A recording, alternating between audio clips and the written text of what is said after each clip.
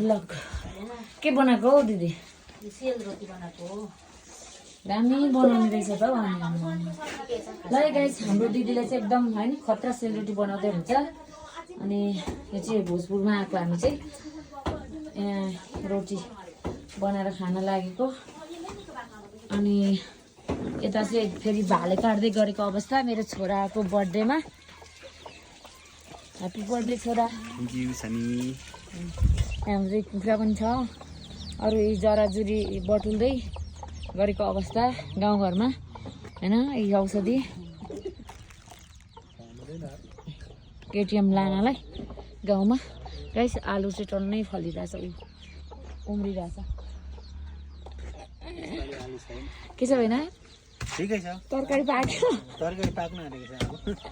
पाक्ने अवस्था यो चाहिँ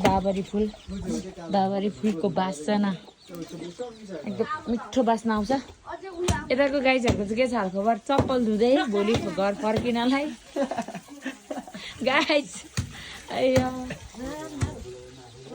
ल यस्तै छ हाम्रो गाउँघरमा यस्तै हो सेलरोटी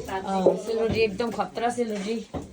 गाइजहरू यस्तै छ हाम्रो त सेलरोटी पकाइ गाउँको रोटी फेरि खतरा हुन्छ होइन गाउँ यस्तो छ